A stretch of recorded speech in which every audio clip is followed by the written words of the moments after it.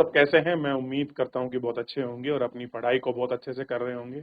मैं Akash Kumar Bhadana ICT virtual classroom में आपका बहुत बहुत स्वागत करता हूं मेरे प्यारे बच्चों। जैसा आपको पता है मेरे प्यारे बच्चों, बेसिकली हमारी 12th क्लास है और 12th क्लास में आज हम लोग देखेंगे मैक्रो इकोनॉमिक्स। तो मैक्रो इकोनॉमिक्स यानी कि आपका इसके अंतर्गत हम लोग समष्टि अर्थशास्त्र को आपका देखेंगे। तो अभी तक हम लोग आपका वीएसटी को देख रहे थे। तो वीएसटी में क्या होता है, किसी व्यक्ति विशेष का हम लोग आपका बिहेवियर करते हैं, जैसे consumer of behaviour, market of आपका बिहेवियर, इनको पढ़ते हैं। जबकि मैक्रो इकोनॉमिक्स में एक हम ओवरऑल परिकल्पना को देखते हैं, आय व्यय लेखांकन वगैरह, यानी कि हम पूरी अर्थव्यवस्था का जो लेखांकन है वो बेसिकली हम लोग आपका वीएसटी अर्थात यानी कि मैक्रो इकोनॉमिक्स में करते हैं। ठीक। और समष्टि में क्या होता है, माइक्रो इकोनॉमिक्स में किसी छोटी यूनिट का होता है। ये आपको बेसिक अंतर आपको पढ़ना है और यहाँ भी डिफरेंसेस आपकी बुक में दिए गए हैं, उसी के अनुसार मैं आपको समझाऊंगा। चैप्टर पहला ही है और परिचय के तौर पर पढ़ेंगे, इनका डिफरेंसेस भी पूछ लेते हैं बहुत बार और ऑप्शनल भी क्वेश्चन इसमें से बन जाते हैं। जैसे वीएसटी अर्थशास्त्र के मूलभूत अध्ययनों से आपकी अब इससे पूर्व परिचित होंगे। तो सबसे पहले हमने क्या पढ़ा, वीएसटी, और वीएसटी में जितने भी उसके मेन चीज चैप्टर थी उनसे ही हम पहले सब चीजों को पढ़ चुके हैं। इस अध्याय के आरंभ में आपको वीएसटी अर्थशास्त्र और समष्टि अर्थशास्त्र के बीच का अंतर एक सरलीकरण वितरण प्रस्तुत करता है। ये पहला चैप्टर है, इसमें आपको वीएसटी और आपका समष्टि अर्थशास्त्र क्या है उसके बीच का एक बेसिक डिफरेंस जो है आपको डिफाइन किया जाएगा। आप में से जो आगे चलकर उच्चतर अध्ययन में अर्थशास्त्र में विशिष्टता प्राप्त करने का चुनाव कर चुके हैं, जो आज विशिष्ट अर्थशास्त्र के अध्ययन में अर्थशास्त्री द्वारा उपयोग किया जाते हैं, अधिक जटिल विशेषताओं से अवगत होंगे। विशिष्ट समष्टि अर्थशास्त्र के अध्ययन के प्रश्न, मूल प्रश्न वही रहेंगे। आप पाएंगे कि वास्तव में व्यापक आर्थिक प्रश्न है जिसका संबंध सभी नागरिकों से। क्या संपूर्ण रूप से कीमतें बढ़ेंगी, क्या संपूर्ण रूप से घटेंगी, क्या संपूर्ण देश में अथवा अर्थशास्त्र के कुछ क्षेत्रों में रोजगार की दशा बेहतर होगी या बुरी हो हालत होंगे। अर्थशास्त्र अच्छी है अथवा बुरी है, इसे प्रदर्शित करने का संकेत क्या होगा। राज्य कौन सा कदम उठा पाएंगे, लोगों की मांग करेंगे, अर्थव्यवस्था की आपका दशा सुधारने में क्या होगा। ऐसे प्रश्न हैं जो हमें देश की संपूर्ण रूप से सुदृढ़ समृद्ध के संबंध के विचार करने के लिए प्रेरित करता है कि ये चीज प्रेरित है। समष्टि अर्थशास्त्र में इन प्रश्नों पर जटिलता के विभिन्न स्तरों पर विचार किया जाता है। कैसे करते हैं उनको विचार। इस पुस्तक में आपका परिचय समष्टि अर्थशास्त्र के विश्लेषण के कुछ मूलभूत सिद्धांतों से हो, यानी कि समष्टि अर्थशास्त्र में हम कुछ ऐसे आपका बेसिक आपका फंडामेंटल्स होंगे जिन पर हम लोग आपका बात करें, और जहां तक संभव होगा इस सिद्धांतों का सरल भाषा में वर्णन किया जाएगा। कैसा होगा, अगर कोई प्रिंसिपल है उस प्रिंसिपल को हम लोग सरल भाषा में पढ़ेंगे। और कह रहे हैं कि कभी कभी पाठकों को कुछ कठिनाई से परिचित करवाने के लिए प्रारंभिक बीज गणित का प्रयोग किया जाएगा। बहुत सारी चीजें ऐसी हैं कि हम इसमें आपका जो अलजेब्रा है उस फॉर्मूले को भी हम लोग प्रयोग में लाएंगे अलजेब्रा के। यदि हम किसी देश की अर्थव्यवस्था का संपूर्ण रूप से देखें तो हम पाएंगे कि अर्थव्यवस्था में सभी वस्तु और सेवा के निर्गत स्तर में एक साथ संचरण की प्रवृत्ति होती है। अर्थव्यवस्था है, सभी वस्तुओं और जो आपकी सेवा का जो निर्गत यानी कि जो आउटपुट है, इस स्तर का संचालन क्या होती है, आपकी प्रवृत्ति होती है। उदाहरण के लिए यदि खाद्यान्न के निर्गत में वृद्धि होती है तो आमतौर पर औद्योगिक वस्तुओं का निर्गत स्तर बढ़ जाता है।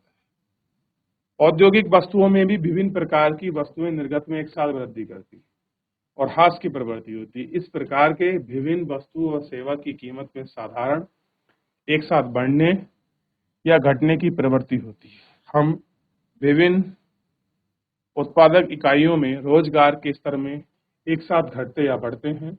यदि किसी अर्थव्यवस्था के विभिन्न उत्पादन इकाइयों का समस्त निर्गत कीमत या रोजगार का स्तर एक दूसरे के निकट या संबंधित पूर्ण अर्थव्यवस्था का विश्लेषण का कार्यापेक्षिक आसान हो जाता है। उपयुक्त परिवार का संबंध व्यक्तिगत पर विचार करने की वजह हम अर्थव्यवस्था के अंतर्गत उत्पादित सभी वस्तुओं और सेवा के एक प्रतिनिधि के रूप में एक वस्तु के बारे में विचार कर सकते हैं। इस प्रतिनिधि वस्तु का उत्पादन स्तर सभी वस्तुओं और सेवा के औसत अनुकूल का होगा। इस तरह के प्रतिनिधि वस्तु की कीमत का स्तर रोजगार स्तर अथवा सामान्य कीमत और रोजगार स्तर पर का प्रतिबिंबित करेगा। कैसे करेगा? उनको आपका रोजगार को प्रतिबिंबित करेगा। तो इतना थोड़ा सा पहले आप देख लीजिए, समस्या साथ है क्या, किस प्रकार से पढ़ेंगे, क्या क्या चीजें हैं, क्या क्या चीजों का अध्ययन किया जाता है, उद्योगों का अध्ययन किसमें करेंगे, इंडस्ट्री वगैरह, किसी देश की जीडीपी ग्रोथ रेट के बारे में पता करना है तो वो कैसे होगा, किन किन आपके फंडामेंटल प्रिंसिपल्स हैं जिसमें लागू होते हैं, उन पर हम लोग इसी में बात करें।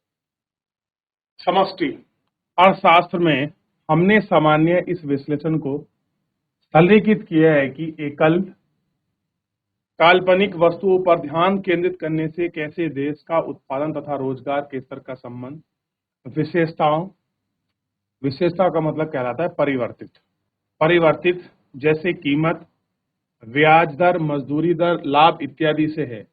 इससे क्या होता है कि हमें सरलीकृत करने में सक्षम होते हैं, यानी कि किसी चीज को अगर हमें चीजें साफ हो जाएं तो हम उनको सिंप्लीफाई करने के लिए आपका सक्षम होते हैं। और इस तरह की उपयोगी तरीकों के अध्ययन के द्वारा सार प्राप्त होता है और उनकी असंख्यक वास्तविक वस्तु के साथ क्या होता है जो बाजार में खरीदी और बेची जाती है।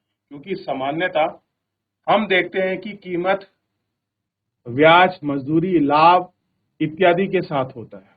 कैसे होता है? कीमत के साथ, ब्याज के साथ, मजदूरी के साथ, ये सारी चीजें इसमें हमको देखने के लिए मिलती है।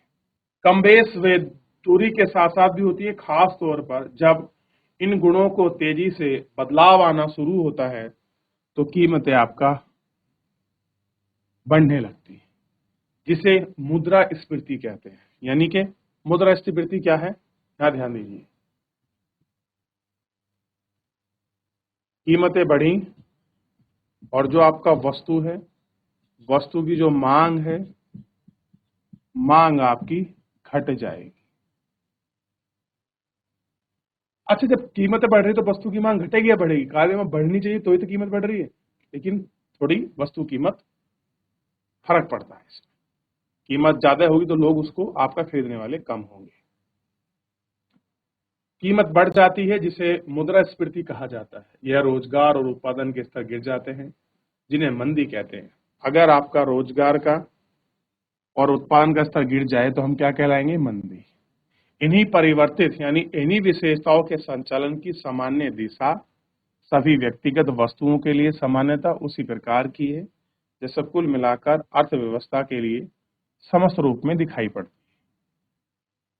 हम नीचे देखेंगे कि कभी कभी हम उपयोगी सरलीकरण का विश्लेषण की ओर ध्यान जाएगा जब हम अनुभव करेंगे कि देश की अर्थव्यवस्था पूर्ण रूप से क्षेत्रकों से मिलकर बनती हुई प्रतीत होती है, अलग अलग क्षेत्रों से बनती हुई प्रतीत होती है। तो कुछ निश्चित उद्देश्य के लिए अर्थव्यवस्था के दो क्षेत्रों को मतलब अंतर्निहित निहित, यहाँ तक कि कीमतें प्रतिद्वंदी क्षेत्रों के बीच संबंध, जैसा कि प्रजातांत्रिक व्यवस्था के पारिवारिक क्षेत्र, व्यवहारिक क्षेत्र और सरकार के एक व्यवस्था के रूप में देखने के लिए हम अर्थव्यवस्था का कुछ चीजों को अच्छी तरह से समझने में सहायता मिलेगी। विभिन्न वस्तुओं को छोड़कर प्रतिक्रिया वस्तु पर ध्यान देना करना सुविधाजनक हो सकता है, लेकिन इस प्रक्रिया को में किसी वस्तु की विशिष्ट गुणों की उपेक्षा की जाती है। कृषि औद्योगिक वस्तुओं के उत्पादन की दशा बिल्कुल भिन्न प्राकृतिक होती है अथवा सभी प्रकार के श्रमिकों के लिए श्रमिक प्रतिनिधि कोटि को ले आते हैं, तो हम किसी फर्म के प्रबंधक और लेखाकार के बीच भेदभाव नहीं कर सकते। मान लीजिए अगर हम कोई अच्छी कोटि का कोई बढ़िया किसी को काम स्कूल करने वाला है तो कोई आपका प्रबंधक और कोई लेखाकार के बीच आप कैसे डिफरेंसेस करोगे, आप उसको कर नहीं पाओगे। अतः कई मामलों में वस्तु अथवा श्रम उत्पन्न करने में एकल तकनीकी कोटि में हम विभिन्न प्रकार की वस्तु ले सकते हैं। उदाहरण के लिए अर्थव्यवस्था के अंतर्गत उत्पादित सभी प्रकार की वस्तुएं के लिए प्रतिनिधि के रूप में 3 सामान्य प्रकार की वस्तुएं ली जा सकती हैं: कृषि वस्तुएं, औद्योगिक वस्तुएं और सेवाएं। इन वस्तुओं का उत्पादन तकनीकी और कीमत का अंतर हो सकता है। कैसा है? तकनीकी और जो कीमत है इनका अंतर हो सकता है। समष्टि अर्थशास्त्र में हम विशेषकर प्रयास करते हैं कि विभिन्न वस्तुओं का व्यक्तिगत निर्गत स्तरें, कीमत, रोजगार का स्तर आदि का निर्धारण कैसे किया जाए। यही की गई आपकी चर्चा व्यष्टि अर्थशास्त्र अपने पूर्व अध्याय में शायद आपको समझ आया होगा कि समष्टि अर्थशास्त्र व्यष्टि अर्थशास्त्र से किस प्रकार भिन्न है। आप विश्लेषण करोगे तो मैक्रो इकोनॉमिक्स, माइक्रो इकोनॉमिक्स से किस प्रकार डिफरेंसेस है। तो बड़ा रूप किसका है? समष्टि का। ये सबको अपने अंदर समाये हुए है चीजों को लेकर। और व्यष्टि मतलब व्यक्तिगत लेवल पर जो हम आपका चीजों का अध्ययन करते हैं। क्लियर हो गया? जैसे कंज्यूमर ऑफ आपका behaviour, market analysis, market balance, ये सारी चीजें इसी से होती है। संक्षिप्त सार के रूप में व्यष्टि अर्थशास्त्र को हम व्यक्तिगत आर्थिक एजेंट, क्या कहते हैं?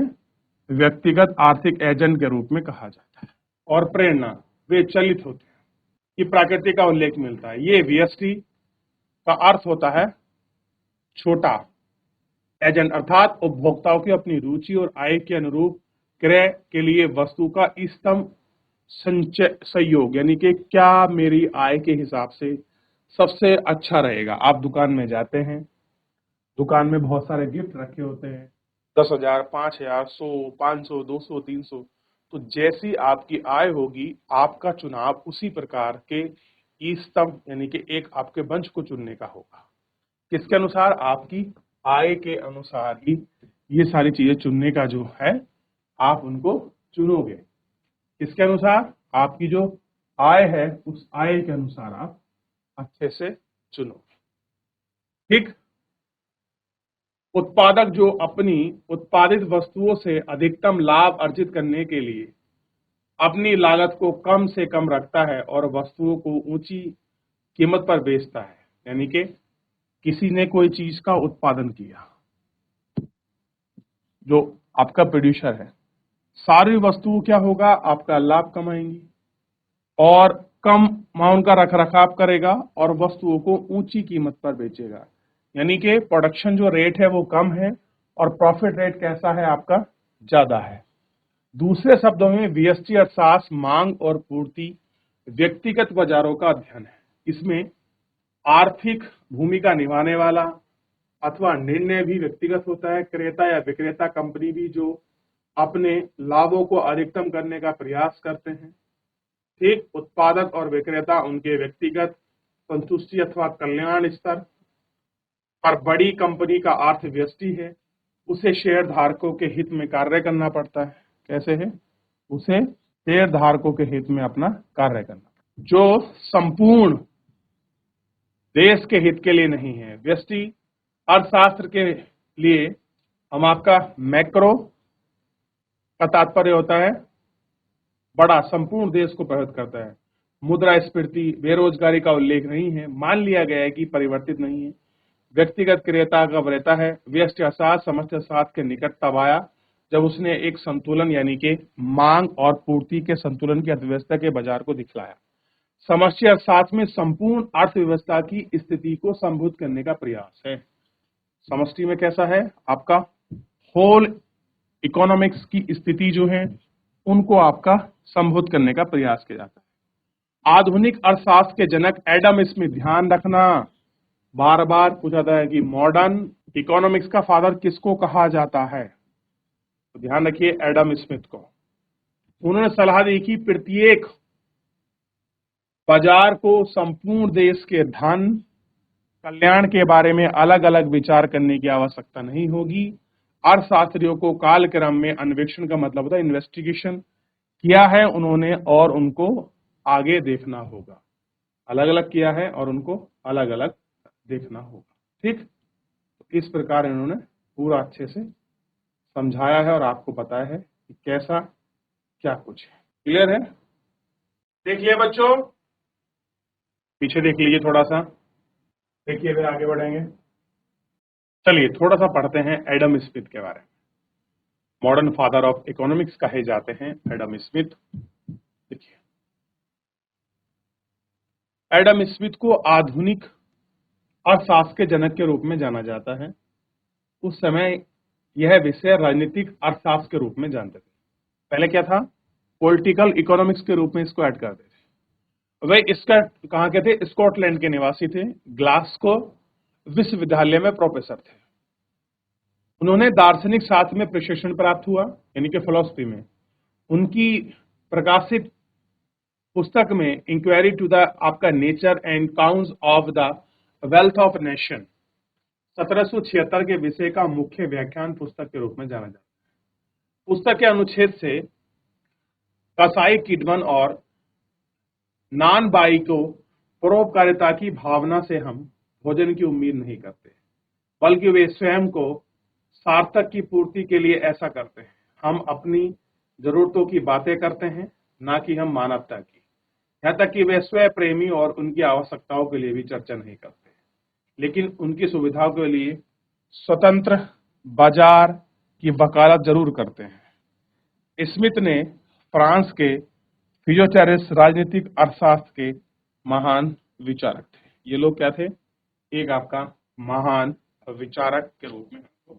देखिए, अर्थशास्त्र ने पाया है कि प्रथम कुछ मामलों में बाजार विद्वान नहीं रहता। कुछ ऐसे मामले हैं, कुछ स्टेप हैं जहां पर मार्केट अपसेंट मिलता है। सेकेंड मामलों में बाजार विद्वान रहता है, किंतु संतुलन मांग और पूर्ति के उत्पादन में असमर्थ रहता है।